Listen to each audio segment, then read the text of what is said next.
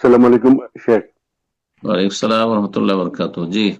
জি, আমি কানাডার মন্ট্রিয়াল থেকে বলছি। আমি দীর্ঘদিনের আপনার একজন শ্রোতা, একনিষ্ঠ যাক, শ্রোতা। অনেক অনেক ভালোবাসি আল্লাহ আপনাকে আমরা।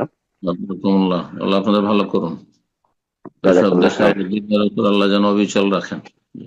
এই দেশে আসলে মুসলিম দেশে বসবাস করা এটা অনেক কঠিন ব্যাপার।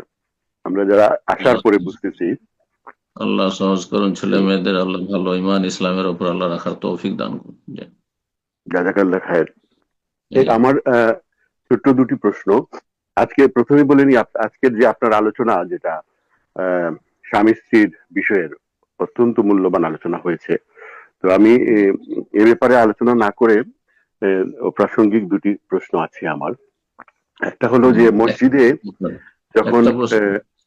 একটা হুম। তাহলে আমি ওই যে ক্রিসমাস উপলক্ষে, হুম। বড়দিন উপলক্ষে আমরা যারা মুসলিম দেশে বসবাস করি, তো দেখা যায় ক্রিসমাস আসলেই বিভিন্ন সংগঠন, বিভিন্ন পাড়ার এনজিও গুলা বিভিন্ন উপহার উপটোকন দিতে চায়। তো এটা কি হুম। মুসলিমরা গ্রহণ করতে পারে? আর এর সাথে ছোট্ট আরেকটি প্রশ্ন, যেটা না বললেই আসলে আমার ইয়ে হচ্ছে না। ওই যে ইমাম, মসজিদের ইমামরা যখন আহ, সুর মিলিয়ে সূরা পড়েন, এটা যদি কেউ ধারা বিবরণীর মতো পড়তে চায়, যে সুর কিসের না মতো? মিলিয়ে ধারা বিবরণী যেরকম এক মানে সূরা, ধারা বিবরণী যেরকম আমরা ধারা বিবরণী হ্যাঁ। পড়ে যাই, হুম হুম, কষ্ট করে তাড়াতাড়ি। উচ্চারণ করে, তাড়াতাড়ি না, হ্যাঁ। ধরুন হুম। আলোচনার মতো যদি কেউ পড়ে সূরাগুলা, ও, বেশিরভাগ তো ইমামরা সুর মিলিয়ে পড়ে।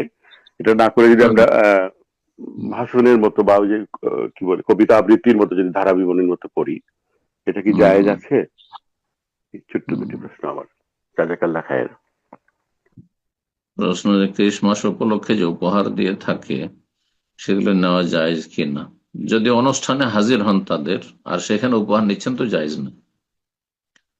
কিন্তু আপনি বাড়িতে আছেন আর বাড়িতে আপনার দিয়ে চলে গেছে আশেপাশে প্রতিবেশী, সেটা না করে দিলে সেখানে বসবাস করলে হয়তো কঠিন হবে। হ্যাঁ, সম্পর্কের অবনতি হবে আর শত্রুতা বাড়বে। তো তাদের অনিষ্ট থেকে বাঁচার জন্য নিয়ে নিতে পারে। আল্লাহ তাআলা আলাম। কিন্তু তাদের অনুষ্ঠানে হাজির হবেন, তাদেরকে আপনি শুভেচ্ছা জানাবেন, আর তাদের এই কুফরি আকিদা যে আল্লাহ সন্তান রয়েছে এর উপর আপনি সম্মতি দিবেন, হ্যাঁ, সন্তুষ্টি প্রকাশ করা, যে তোমরা যে আহ, আকিদা রাখো, বিশ্বাস রাখো, সেটা দোষণীয় নয় যেন, সে যেন শুভেচ্ছা করছেন। এটা মদ, এক লোক মদ খাচ্ছে, যদি বলেন যে খুব ভালো কাজ করছো, তাহলে আপনি নিজের বিবেকে বলেন যে আপনি কি মুসলমান থাকবেন? অথচ এটা ফাঁসিকি কাজ, মদ খাওয়া। কাফের হয় না মানুষ, হালাল না মনে করে। আর যে বলে আল্লাহর সন্তান আছে, শুধু কাফের। লাকাদ কাফারা আল্লাযীনা ক্বালু ইন্নাল্লাহা সালিসু সালাসা। আল্লাহ কাফের বলেছেন ওদেরকে। তো কুফরির ওপর কেউ শিরক করছে, কেউ কুফরি করছে, আল্লাহ শরীক স্থাপন করে তৃতীয়বাদের কথা বলছে, যে আল্লাহর পুত্র এই দিনে ভূমিষ্ঠ হয়েছে, নাউজুবিল্লাহ, আর তাকে শুভেচ্ছা জানাবে, এটা কুফরি কাজ, জায়েজ নয় মোটে। ইমান ভঙ্গ হয়ে যেতে পারে। এই সতর্ক সাবধান।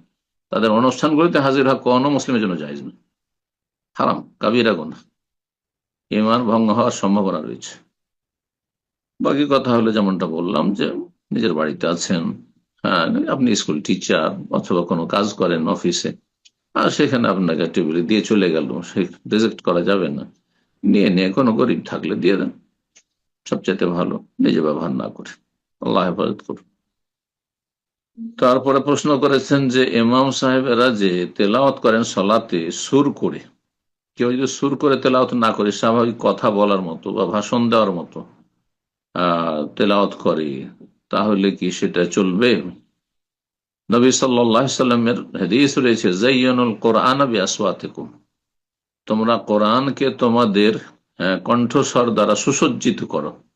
এই জন্য সুর করে, সুন্দর আওয়াজে, সুন্দর কণ্ঠে, তাজবিদের সাথে সুন্দর আওয়াজে তেলাওয়াত করা হচ্ছে সুন্নাহ। জি, এটি হচ্ছে নবী সাল্লাল্লাহু আলাইহি ওয়াসাল্লামের নির্দেশ। জি। কিন্তু কেউ যদি না করতে পারে, তো তার সালাত হয়ে যাবে, কোনো অসুবিধা নেই।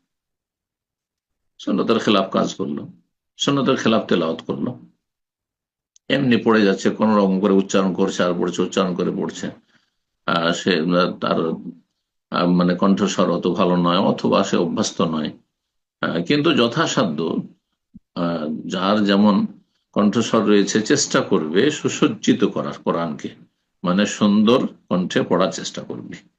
জি, এটি হচ্ছে সুন্নাহ। আল্লাহ তাআলা আলাম।